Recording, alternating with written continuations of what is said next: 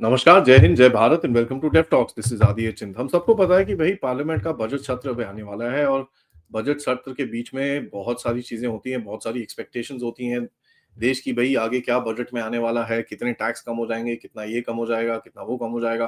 काफी चीजों के ऊपर डिस्कशन होता है और सबके एक मांग होती है, हम मेरी भी है कि भाई थोड़ा टैक्स कम कर दो, एटलीस्ट थोड़ा सा कॉस्ट ऑफ लिविंग और ये सब चीजों के अंदर थोड़ी सी ईज मिलेगा। एज ए मैटर फैक्ट देश के लिए अगर आप देखेंगे complete for the economy that is required, क्योंकि थोड़ा बहुत कंजम्पशन आपको बूस्ट करना है। तो इसके ऊपर तो ऑब्वियसली बजट सेशन में जो भी चीजें होंगी वहां पर होंगी।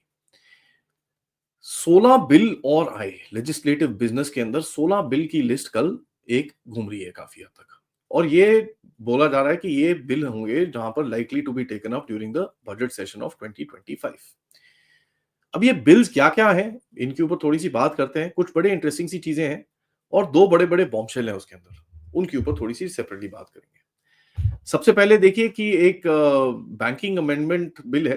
बैंकिंग अमेंडमेंट बिल के अंदर इंडिया का बैंकिंग सिस्टम के अंदर थोड़े रिफॉर्म्स हैं, वो करने थे, वो बढ़िया है। उसके बाद इंडियन रेलवे बोर्ड एक्ट है, 1905 का एक पुराना एक्ट है, और जो प्रोविजंस 1989 के अंदर हैं, काफ़ी सारी चीज़ें हैं उसके अंदर, बड़ा टेक्निकल सा है। तो थोड़ा-सा मॉडर्नाइज़ करने की बात है और थोड़ा-सा बेसिकली एक स्ट्रक्चर रिफॉर्म करने की बात है रेलवे के अंदर। डिजास्टर मैनेजमेंट एक्ट के अंदर जो भी रिकमेंडेशंस थी 15th फाइनेंस कमीशन की, उनको अडॉप्ट करना है, तो वो है। ऑयल फील्ड्स अमेंडमेंट बिल, ये एक बड़ा इंटरेस्टिंग सा बिल है, जहां पर पहले क्या होता था, oil oil and mining activities were the same. अभी उनको स्प्लिट किया जा रहा है बिकॉज ये दिखता है कि भाई अभी ऑयल ड्रिलिंग और ये सब चीजें काफी हद तक शुरू होगी कई जगहों के अंदर जहां पर डिस्कवरीज हुई हैं, और माइनिंग भी शुरू होगी जिन एरियाज के अंदर अभी नक्सलवाद और ये सब चीजें साफ हो रही हैं। ठीक है, उसके बाद एक बिल है गोवा में रिप्रेजेंटेशन, एक रिजर्वेशन का अबाउट द शेड्यूल्ड ट्राइब्स। वो तो it's a basically administrative bill. फिर एक बॉम्बशेल है कि भाई वक्फ अमेंडमेंट बिल। ठीक है, वक्फ अमेंडमेंट बिल को बड़ा इंटरेस्टिंगली डिफाइन किया गया है कि to improve the administration and management of Waqf properties. इसके ऊपर देखिए बड़ी इंटरेस्टिंग सी एक ये बिल है, और एक और है मुसलमान वक्फ रिपील बिल 2024। ठीक है, तो जो कॉलोनियल एरा 1923 का बिल है उसको निकालने की की जा रही है, और जो भी नए अमेंडमेंट्स और ये सब चीजें, जो एक स्ट्रक्चर अभी बनाया है आफ्टर द जेपीसी, उसको अडॉप्ट करने की भी बात की जा रही है। तो यहाँ पर एक डिबेट चलता है भारत के अंदर कि यार ये जो वक्फ बिल है इसको अबॉलिश क्यों, वक्फ बोर्ड को पूरी तरह से अबॉलिश क्यों नहीं किया जा सकता। यही सवाल मैंने संजय जी से भी पूछा था उस दिन, and I agree with him when he says, क्योंकि देखिए यहाँ पर 2-3 लोग हैं देश के अंदर जिनकी अथॉरिटी है इन चीजों पे बात करने की। As a matter of fact one of them is Vishnu Shankar Jain साहब, एंड अगर आप उनकी बातें सुने, he is the guy on the front line यार। मतलब सुप्रीम कोर्ट में जो आज लड़ाई चल रही है, वो literally he is on the front line with so many things. वो कहते हैं कि अगर आप वक्फ बोर्ड को बंद कर दें, अबॉलिश कर दें पूरी तरह से, जैसे कई लोग रिकमेंड करते हैं टीवी चैनल्स पे और यूट्यूब वीडियोज़ के अंदर, और काफ़ी बोला जाता है मोदी सरकार में दम नहीं है क्योंकि वक्फ को निकाल दो बाहर, फेंक दो, कचरे के डिब्बे में डाल दो, बहुत कुछ बोला जाता है। अगर आप विष्णु शंकर जैन जी की बात सुने, तो वो बोलते हैं कि अगर आप यार वक्फ बोर्ड ही हटा दोगे, तो उसकी जो प्रॉपर्टीज़ रहेंगी वो तो हवा में रहेंगी, तो फिर आप कैसे कंट्रोल करोगे उस चीज़ को?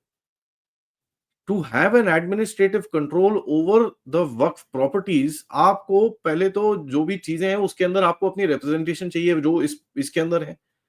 ठीक है? 2 non Muslims are gonna be sitting on the board. उसके बाद उसका स्ट्रक्चर रिफॉर्म करना पड़ेगा आपको, क्योंकि देखो वक़्त की प्रॉपर्टीज़ तो होंगी इनकी। अब वो उसके पेपर वर्क ये वो जब तक एक आपके पास स्ट्रक्चर नहीं है जिसमें आप जाके चेक कर सकते हो, तो आप फिर तो हवा में हैं। लाखों में प्रॉपर्टीज़ हैं, वो तो फिर आप ढूँढते रहो पूरे देश में जाके, कोई भी जाके कुछ भी करेगा। क्योंकि आपने बोर्ड डिसॉल्व कर दिया तो कोई पेपर वर्क नहीं होगा आपके पास, कोई डिटेल्स कुछ नहीं होने वाला आपके पास। और इसके साथ आप कनेक्ट करिए जिस तरह से लैंड की डिजिटाइज़ेशन की जा रही है।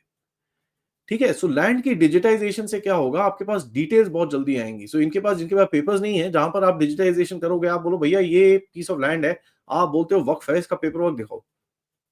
और लैंड डिजिटाइज़ेशन के अंदर लैंड रिकॉर्ड्स भी आते हैं। अब लैंड रिकॉर्ड अगर है नहीं, तो वो पूरी फिर government can actually take over all those properties, it will be much easier. ठीक है? तो ये पूरा एक एक it's not just a Waqf, it is a overall reform of property holdings in India. ये बहुत ही बड़ा चीज़ है, and it's starting from the Waqf board. अगर आप ये सब नहीं करोगे जिस तरह से ये लोग जिस तरह से करा जा रहा है, obviously you will have some one or thing here and there, but abolition of the Waqf board बिल्कुल भी नहीं करना चाहिए. There is no way that will be a good idea.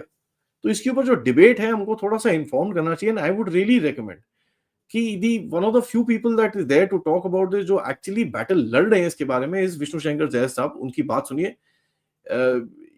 I think he makes a lot of sense. ये मेरा opinion है, आपका अलग हो सकता है, that's not a problem. And please share your opinion in the comment box. But I think अगर आपको फ्यूचर में कुछ करना भी है, you have to first regularise all their properties. आपको पूरे पेपर वर्क चेक करने पड़ेंगे, आपको सब कुछ चेक करना पड़ेगा. Without that you can't just dissolve anything.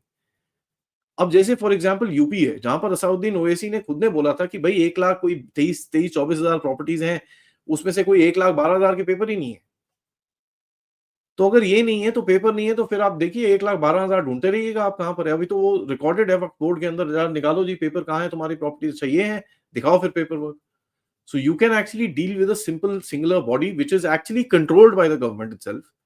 ठीक है, तो उसके अंदर कोई ये प्रेशर टैक्टिक और ये जब उल्टे सीधे काम करे जाते थे, वो करने का स्कोप पूरी तरह से डाउन है. And they can't declare anything anymore. उसके बाद उसके जो केसेस का जो चीज थी, वो tribunal, this that, there is a whole lot of reform which has happened here. So I think we are going in the right direction. आगे चलते हैं. उसके बाद बिल्स ऑफ लैंडिंग है. ठीक है, बिल्स ऑफ लैंडिंग है. बाय द वे, भारत की जो मैरिटाइम लॉज है, sometimes I really wonder. It is a British law of Indian Bills of Landing Act of 1856. Thankfully, thank you Modi साहब for reforming this. 1856 का law चल रहा है.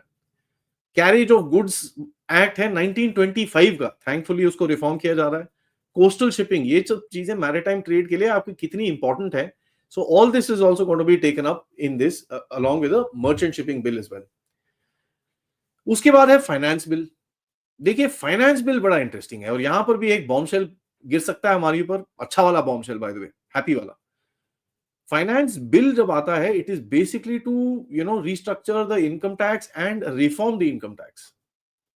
तो इनकम टैक्स एक्ट को जब आपको चेंज करना होता है या रिफॉर्म करना होता है, तो उसके अंदर आपको ऐसा फाइनेंस बिल लेके आना पड़ता है. एंड जो पता चल रहा है कि they are gonna restructure the income tax to make it easier. ठीक है, and of course there are some new tax cuts, और ये सब चीजों के ऊपर काफी बात चल रही है. Let's see what actually happens. So there is a whole this thing. एक और बिल आया जो देखिए मेरे को बड़ा इंटरेस्टिंग लगा इस बारी की. काफी सारी अच्छी अच्छी चीजें आ रही हैं. एक और है वहां पर, protection of enforcement of interest of aircraft objects bill. इसके अंदर होता क्या है, अभी आप देखेंगे एयर ट्रैवल काफी एक्सपेंसिव है, राइट. वो उसके अंदर जेट फ्यूल होता है, पार्किंग चार्जेस होते हैं, एंड एयरक्राफ्ट लीज चार्जेस होते हैं. इस पर्टिकुलर बिल के बाद तो aircraft lease charges will get standardised, streamlined, and over उसके अंदर जो काफी सारे एक्सेसेस थे वो हट जाएंगे. That sounds good. ठीक है, उसके अंदर कोई टेंशन नहीं है. उसके बाद Institute of Rural Management, Tribhuvan Shastri शाखारी इंस्टीट्यूट के बारे में बात की जा रही है, जहां पर कोऑपरेटिव सेक्टर के ऊपर फोकस किया जाएगा. कोऑपरेटिव सेक्टर अगर आप देखेंगे, अमूल जैसी चीजें. So they want to train people to actually build up more sectors, more industry like that. Good, interesting. अब आते हैं इमिग्रेशन एंड फॉरेनर्स बिल पे. Immigration and foreigners Bill, and देखिए किसी ने अभी इस चीज को देखा नहीं है, so this is all speculation right now. But जब नेम जो है और जो सिचुएशन है इस टाइम पे देश में, उसके साथ आप थोड़ी सी चीजें कनेक्ट कर सकते हैं. सबसे पहले मैं आपको बताऊं, ये जो इमिग्रेशन एंड फॉरेनर्स का जो गेम है, वो 3-4 बिल्स हैं उसके थ्रू खेला जाता है. एक है द फॉरेनर्स एक्ट ऑफ 1946, दूसरा है the passport entry into India 1920, and the registration of foreigners act of 1939. Obviously इसके अंदर अमेंडमेंट्स और ये सब चीजें हुई हैं, but there are 3 different acts that you have to deal with. Analysis अभी ये कहती है कि ये जो इमिग्रेशन एंड फॉरेनर्स बिल होगा, that will be basically combining all the 3 into one structure to deal with immigration, illegal immigrants, legal migration. ये पूरा जितना भी गेम है, और जितने फॉरेनर्स भारत में रहते हैं उन पे कोई एडिशनल चीजें या कट्स हैं, क्या है, all that stuff will be restructured into one framework going forward. क्योंकि देखिए हमारी जो लॉ सिस्टम है, it is so crazy that for every separate thing there is a separate law. अब वो separate law contradicts with the third law, with the fifth law, with the seventh law, and then it has to restructure itself with the 10th law, come back to you with a counter note from law number 1A, para 6 section 3, I mean it's so complicated, it's not even funny. आप जैसे और हमारे जैसे लोगों को तो सारा कभी समझ भी ना आए, although some of you would be lawyers and this and that, you will understand, but for a person like me, I'll never understand what is written there. And somewhere down the line I think, ये language ऐसी लिखी हुई है ताकि किसी और को समझ ही ना आए वो कह रहा है. I'm just joking, but this is basically to restructure that. उसके बाद some stricter measures की बात की जा रही है कि जहां पर immigration control, border security and authority empowerment to take action against illegal immigrants, ये एक चीज बोली जा रही है. Now if this thing is being said, that means कहीं ना कहीं ये जो 3 एक्ट्स हैं इसके अंदर कुछ कमियां हैं.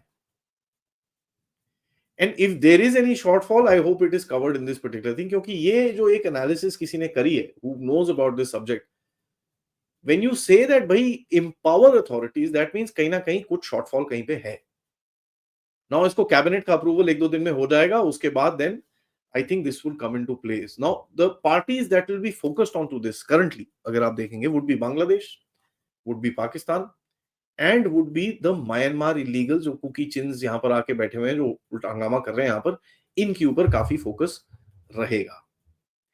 Interesting times ahead. Thank you so much for watching. Video को लाइक करिए, सब्सक्राइब करिए चैनल को अगर आपने नहीं करा है, and please share the link with other friends and families, तो कि उनको भी पता चले. And my only request to you guys, थोड़ा सा अभी चैनल डाउन है, so please support the channel as much as you can. Contribute towards this using the QR code या फिर PayPal या फिर super sticker, super chats. Thank you so much for watching. जय हिंद, जय भारत.